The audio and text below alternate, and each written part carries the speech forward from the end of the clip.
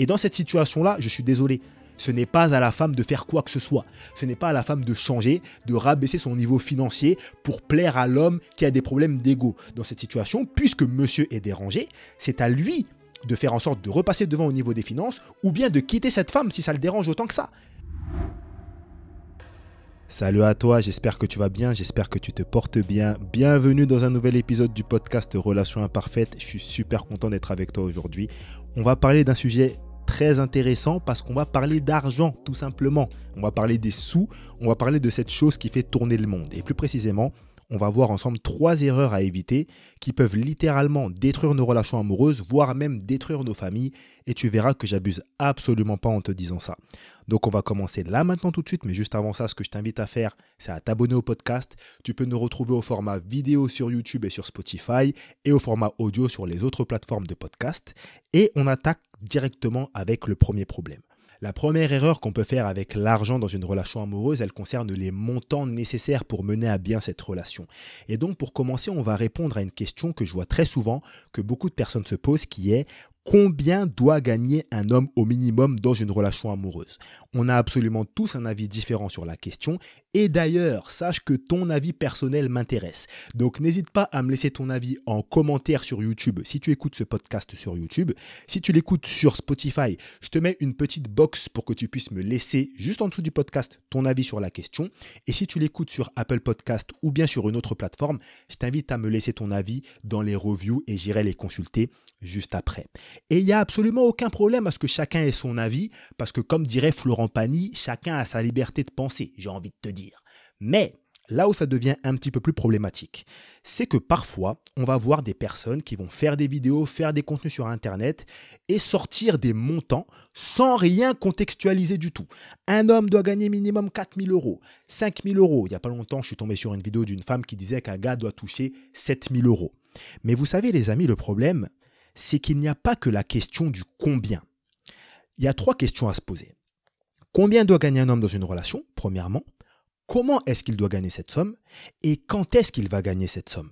On va se mettre en situation. Imaginons qu'un homme se dit qu'il doit gagner au minimum 5 000 euros pour mener une relation amoureuse. Ok? Si cet homme est célibataire, il n'y a absolument aucun problème à ça.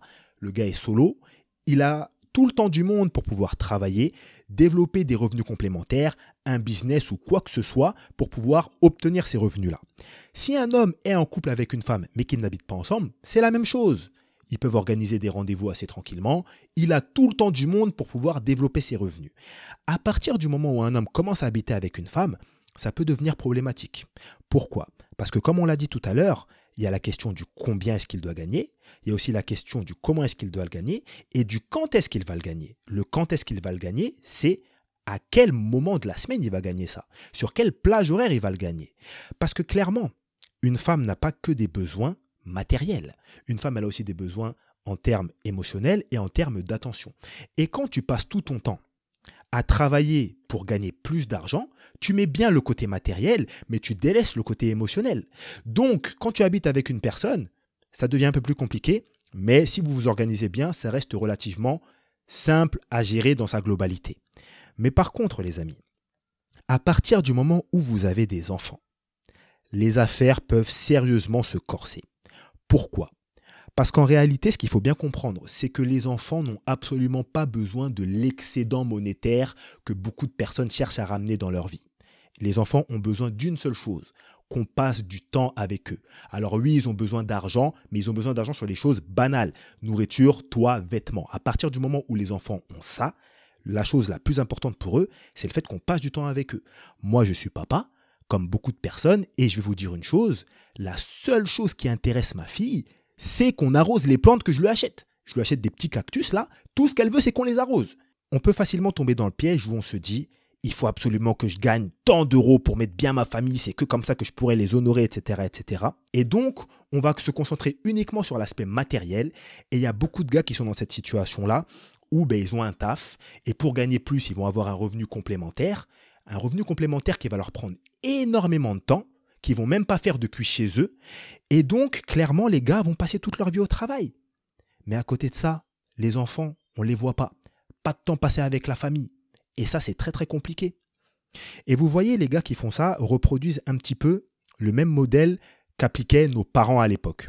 Il n'y a pas longtemps, je discutais avec des amis et on s'est rendu compte d'une chose, c'est que quand on était petit, il y avait énormément de familles où le père, il n'était jamais là. On ne le voyait jamais.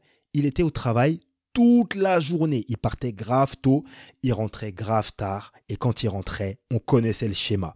Le daron, tout ce qu'il veut, c'est rentrer, prendre son verre d'eau, prendre la télécommande, se poser devant les informations. Il a charbonné toute la journée, il est fatigué, le dérange même pas. Et pourquoi est-ce que c'était comme ça? Parce que nos parents, en tout cas, pour nous, sont issus de l'immigration. Ils sont arrivés dans des conditions qui n'étaient pas forcément simples. Fallait se faire une place, fallait travailler au maximum, fallait nous envoyer à l'école, fallait payer le loyer. Pour certains, fallait sortir du foyer. Il y en avait certains qui n'étaient pas dans des situations régulières au niveau des papiers. Donc, ils n'avaient pas d'autre option. En tout cas, ils ne voyaient pas d'autre option à l'époque. Et pour tout ce que nos parents ont fait pour nous, on les remercie. Il n'y a absolument aucun problème par rapport à ça. Mais le souci, c'est que à travers ça, il y a énormément d'enfants qui n'ont jamais noué de lien avec leurs parents. En fait, avec le père précisément. En fait, le père, dans beaucoup de familles, c'est juste une figure d'autorité. On sait que le daron, il est là. On sait que le daron, c'est le chef, le taulier de la baraque. Et puis, c'est tout. Mais les enfants et les parents, en tout cas le père, limite, ne se connaissent pas. Et je sais que dans certaines familles, avec le temps, avec les années, quand les enfants ont grandi, ça s'est fait. Mais moi, je connais des personnes qui ont mon âge et qui n'ont jamais noué de lien avec leur père. Tu vois? Et donc, ça, c'est quelque chose qu'on ne peut pas reproduire. Comme je l'ai dit tout à l'heure, nos parents à nous, ils n'avaient pas le choix. Mais nous, aujourd'hui, pour beaucoup qui sont nés en France, ou en tout cas qui ont grandi très longtemps en France, on ne peut pas faire la même chose. Parce que reproduire un schéma, c'est l'accepter et donc c'est plus une erreur en fait. C'est un choix. Moi, je suis totalement contre le fait que les pères passent toute leur vie à travailler et délaissent le bien-être émotionnel et sentimental de leurs enfants. C'est quelque chose que je ne peux absolument pas accepter. Je ne peux pas tolérer ça. Il faut trouver un équilibre entre les besoins matériels et entre les besoins émotionnels. Donc du coup, pour répondre à la question, est-ce qu'il y a un montant qu'un homme doit gagner au minimum dans une relation? Bien sûr que oui. De combien est ce montant? Les deux seules personnes qui doivent définir ce montant, c'est l'homme et la femme qui sont en couple. C'est les deux personnes-là qui doivent dire, en fonction des besoins qu'ils ont, en fonction de leurs obligations, en fonction de leurs responsabilités, quel montant est-ce que l'homme doit ramener? Par quel moyen est-ce que l'homme doit ramener cet argent-là? Et surtout, quand est-ce qu'il va travailler pour ramener cet argent-là? Parce que si, par exemple, le seul moment que tu peux passer avec ta famille, c'est le dimanche de 14h à 18h, et qu'à ce moment-là, tu te mets à aller travailler en plus pour pouvoir ramener de l'argent, sachant que tu n'es pas dans une situation de précarité extrême, ça va devenir compliqué sur le long terme. Ça va causer des soucis. Il y a des familles qui sont vraiment dans des situations où ils ont vraiment besoin de travailler parce que sinon, ils ne peuvent pas avoir d'eau chaude, ils ne peuvent pas manger, ils ne peuvent pas avoir un toit. Mais disons-nous la vérité, pour beaucoup de personnes qui sont dans nos situations, c'est travailler en plus pour avoir du confort, pour avoir une plus grosse télé, pour avoir un meilleur canapé, pour avoir un plus gros tapis. Mais si à côté de ça, il faut dénigrer tout l'aspect émotionnel qu'on doit donner à nos enfants, ah non, ça je suis pas d'accord. On a trop vu de familles où les pères, ils ont tout misé sur l'aspect financier. Et qu'est-ce qui se passe? Quelques années après, ils se rendent compte en fait qu'ils connaissent pas leurs enfants. Les enfants ne calculent même pas le père. Et le père est très frustré dans cette situation-là parce qu'il se dit « Punaise, mais moi j'ai travaillé, j'ai fait tout ça pour eux. » Mais l'enfant n'avait peut-être pas besoin de ça à ce moment-là. L'enfant avait besoin d'une personne à qui parler, d'une personne avec qui jouer, d'une personne avec qui passer du temps. Et c'est là que c'est super important de faire en sorte au maximum de contextualiser quand on dit qu'un homme doit gagner telle somme d'argent. Et d'ailleurs, moi personnellement, je ne suis pas en droit de dire que toi qui écoutes ce podcast, tu dois gagner tant d'euros ou que ton homme doit gagner tant d'euros, sinon c'est pas un homme, sinon quoi que ce soit. Non, c'est à toi et à ta femme d'en décider ou c'est à toi et à ton homme d'en décider. La deuxième erreur à éviter avec l'argent dans une relation amoureuse, c'est tout simplement le fait de se mettre en couple avec une personne en fonction de ses finances à un instant T. Il ne faut pas oublier une chose, c'est que l'argent, le salaire, les revenus dans une vie fluctuent. Ce n'est pas une ressource définitive. Aujourd'hui, tu gagnes peut-être 2500 euros. Peut-être que dans 2 ans, tu gagneras 5000 euros. Et peut-être que dans 5 ans, tu gagneras 1500 euros. Parce que tu décideras de te lancer dans un business et le temps de faire ta clientèle, tu n'auras pas trop d'argent. ou peut-être que tu partiras vers un travail qui va plus avec tes passions et donc tu seras plus heureux mais tu gagneras moins. Et donc ça, c'est quelque chose qui peut évoluer dans la vie pour tout le monde, autant pour les hommes que pour les femmes. Et ce qui se passe souvent, c'est qu'on va voir une femme qui va se mettre en couple avec un homme parce qu'il a un certain salaire et elle se dit « Ah, ça c'est un argument de choix pour se mettre en couple avec lui ». Et il n'y a pas de problème par rapport à ça. Mais la question qu'il faut se poser, c'est si demain cet homme se fait licencier, s'il perd son business, s'il a un accident et qu'il n'est plus en mesure de ramener cette même somme d'argent sur la table qu'il avait lorsque tu l'as rencontré. Qu'est-ce que tu vas faire? Est-ce que tu vas rester avec lui? Est-ce que tu vas le quitter? Est-ce que tu vas le soutenir? Si tu comptes le soutenir, durant combien de temps? Parce que moi, j'ai déjà entendu des personnes dire « Ah ouais, je peux le soutenir, mais au bout d'un moment, il va falloir que… » Mais imagine-toi qu'il est handicapé et qu'il ne peut plus. Tu vas le laisser là? C'est vraiment des vraies questions qu'il faut se poser. Et de l'autre côté, côté masculin, on a exactement le même problème. On a cette situation que j'ai déjà vue plusieurs fois que je trouve vraiment très triste. C'est un homme qui se met en couple avec une femme et cet homme gagne plus d'argent que cette femme. Okay? Donc vu qu'il gagne plus d'argent, il s'investit plus financièrement dans la relation. C'est-à-dire qu'il va payer plus de restos, plus de sorties, il va assurer pendant les vacances, il va pouvoir faire plus de cadeaux, etc., etc. Cette femme-là, elle va décider de se lancer dans un petit business qui va lui permettre d'obtenir un revenu complémentaire et en quelques mois, elle se met à dépasser monsieur au niveau des finances. Elle prend plus 900 € et là maintenant, c'est elle qui est devant financièrement. Et puisque cet homme l'a soutenu, l'a invité, l'a choyé pendant tout ce temps, ce que cette femme se dit, c'est « Ben écoute, il a fait tout ça pour moi, j'aimerais lui rendre l'appareil. » Et donc, ce qu'elle va faire, c'est qu'elle va lui acheter des cadeaux. Quand ils vont aller au resto, elle va faire mine d'aller aux toilettes. En fait, elle va aller payer. Et qu'est-ce qui va se passer? Eh bien, il y a des situations où il y a certains hommes qui vont bouder.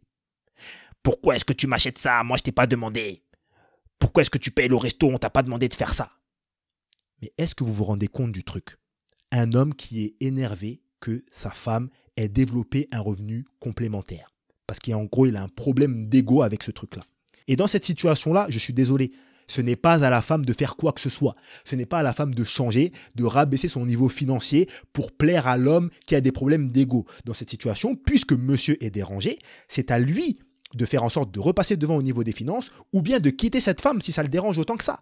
Mais s'il est amené à quitter cette femme, quel dommage les amis! En fait, parfois, dans certaines relations, on se rend compte qu'il y a un rapport de compétition. C'est qui gagne le plus, quoi. Donc en fait, littéralement, on a un homme et une femme qui sont en guerre. Et je trouve ça vraiment dommage, surtout que, vous savez, dans la vie, il y a des couples qui sont vraiment dans des situations précaires, qui peuvent vraiment pas se chauffer, pas manger, qui ont du mal à boire, qui ont du mal à finir le mois. Et ces couples-là, qui veulent juste vivre dignement, qui en ont marre d'aller au resto du cœur, qui en ont marre d'aller dans les aides humanitaires ou quoi que ce soit, ils ont juste envie d'avoir de l'argent. Ces gens-là, ils s'en foutraient de savoir qui ramène plus, qui ramène moins, quoi que ce soit. Ils voudraient juste avoir le minimum nécessaire pour vivre dignement. Et à côté de ça, on a des couples qui sont dans des bonnes situations, des situations confortables, qui se prennent la tête, qui se font la guéguerre. Pourquoi? Parce qu'un tel gagne 300 € de plus ou 400 € de moins, etc., etc. Il faut qu'on arrête ce truc-là. Il y a des gens qui ont des vrais problèmes et c'est dommage de se prendre la tête à ce niveau. Enfin bref, il y a un autre point qui est extrêmement important pour moi que je vais te partager, mais juste avant ça, si tu apprécies ce podcast, n'hésite pas à me remonter ton avis, n'hésite pas à laisser une review sur Apple Podcast, sur Spotify, mets-moi les 5 étoiles. Si tu es sur YouTube, n'hésite pas à mettre un like, un commentaire, et si tu veux, ce que tu peux faire également, c'est prendre une capture d'écran sur ton téléphone, la mettre en story sur Instagram, me taguer et je repartagerai ta story et je viendrai te remercier directement de l'avoir fait. Ça me ferait extrêmement plaisir, mon ami. Pour moi, il y a quelque chose de vraiment très important et on a facilement tendance à oublier cette chose, c'est que l'argent ne fait pas tout dans une relation. Et si tu veux, j'ai pas envie de te sortir un discours gnangnan en te disant que l'argent, ça ne sert à rien, qu'il faut vivre d'amour et d'eau fraîche, etc., etc., parce que c'est faux. On a besoin d'argent pour vivre, pour se vêtir, pour se loger, pour faire des sorties, etc., etc. Donc c'est un élément nécessaire qu'il faut prendre en compte. Mais le truc, c'est que au-delà de l'argent, il y aura toujours d'autres problèmes. Et ce qui se passe, c'est que malheureusement, parfois, l'argent prend bien trop de place dans la sélection de notre partenaire de couple. Et il faut faire très attention à ça. Parfois, il y a des situations qui arrivent où un homme rencontre une femme, cette femme touche plus que lui, il a déjà été en couple avec une femme qui touchait plus et ça s'était mal passé. Et donc, il va se dire directement, c'est mort, elle gagne plus, je vais m'orienter vers une autre femme. Sauf que cette femme qui est en face de lui a absolument tous les attributs qu'il recherche chez une femme. Est-ce que ça ne vaut pas le coup d'essayer d'apprendre à la connaître, de discuter avec elle, de voir est-ce que ça pourrait matcher? Peut-être que le fait que tu gagnes un peu moins, ça la dérange pas forcément. Parce que vous savez, toutes les femmes ne cherchent pas forcément un homme qui gagne énormément d'argent. Il y a des femmes qui veulent juste un homme qui ne fait pas rien. Un homme qui n'est pas un flemmard, qui n'est pas toujours assis dans son canapé. Un homme qui est là, qui est indépendant financièrement, peu importe la somme. Attention, il y a aussi des femmes qui veulent qu'un homme gagne plus qu'elles et qu'un homme touche minimum autant qu'elles. Je ne dis pas que ça n'existe pas, hein, ne me faites pas dire ce que je n'ai pas dit. Je ne sais pas quelle est la proportion de ces femmes-là, on n'a aucun chiffre. Mais ça ne concerne pas toutes les femmes, ok ? Donc, il faut parfois essayer de voir un petit peu plus loin que ça. Et puis de l'autre côté, on a des femmes qui voient les finances d'un homme en gros et qui vont accepter un homme qui fait des choses mauvaises, mais à côté de ça, vu qu'il a les finances, c'est bon. Alors que si cet homme-là avait le même comportement, mais beaucoup moins de finances, elle ne l'aurait jamais calculé, elle lui aurait même pas donné l'heure. Et il y a cette phrase que certaines femmes sortent qui est vraiment incroyable. Il vaut mieux pleurer dans une Lamborghini que pleurer dans une Twingo. En gros, si un homme me fait des dingueries, si un homme me fait du mal, mais qu'il est riche, je peux tolérer, je peux accepter. Par contre, si cet homme n'a pas d'argent, laisse tomber, je me barre. Et c'est incroyable en fait, parce que ces femmes-là décident volontairement de faire fluctuer leur niveau de tolérance en fonction des revenus de l'homme avec qui elles sont en couple. Mais le truc, c'est que le niveau d'estime de ces femmes-là, il est en chute constante. T'imagines bien qu'une femme qui aime sincèrement un homme, si cet homme lui fait des dingueries, mais après vient lui offrir du matériel, le matériel ne comblera jamais la douleur qui a été provoquée par les dingueries que cet homme a fait. Donc, les finances, je ne veux pas dire que c'est pas bien, je ne veux pas dire que c'est pas important, ça compte énormément. Mais au-delà de ça, est-ce que cette personne a les mêmes valeurs que toi ? Est-ce qu'elle a les mêmes principes ? Est-ce qu'elle est communicative, tout comme tu le veux ? Est-ce que vous avez la même vision de la vie, etc., etc. Et le dernier piège qu'il faut à tout prix éviter, c'est celui de la comparaison. Le fait de comparer ton couple avec un autre. Parce qu'on peut très facilement aller sur Instagram et voir un couple de personnes qu'on connaît, un couple d'influenceurs ou de célébrités qui est toujours dans les beaux endroits, toujours avec des belles tenues, dans les beaux restos ou bien en vacances et se dire « Ah, ils ont de l'argent, ça les rend heureux. Si on avait plus d'argent, on serait aussi heureux que ce couple-là. » Mais on ne sait pas si ces personnes sont heureuses en fait. La vérité, c'est qu'il y a énormément de couples qui sont heureux en public, mais il faut voir en privé comment c'est la guerre. Ça, c'est une réalité qu'on ne connaît pas. Et donc, ce qu'il ne faut pas oublier, c'est que dans la vie, toi, tu connais l'arrière-boutique de ton couple, mais tu ne connais que la vitrine des autres couples. Et il ne faut pas comparer ton arrière-boutique avec la vitrine d'autrui. Si tu connaissais ce qui se passe dans les bas-fonds des couples de certaines personnes, tu te dirais « Oula, j'ai peut-être moins d'argent, j'ai peut-être moins de revenus, mais je préfère être dans cette situation-là. » Il faut faire très très attention à ça. En tant que couple, vous devez vous comparer uniquement avec les personnes que vous étiez hier. Comment est-ce qu'on peut devenir un meilleur couple qu'il y a 2 mois, qu'il y a 2 ans, qu'il y a 6 mois? C'est la seule question qui compte. La comparaison avec des personnes que vous ne connaissez pas, laissez tomber ce truc-là. Il y a des couples, vous les voyez tous les jours. Et ces personnes-là, vous vous dites « Ah purée, c'est génial leur life », mais vous n'en savez rien. Pourtant, vous vous dites « Ah, mais c'est nos amis.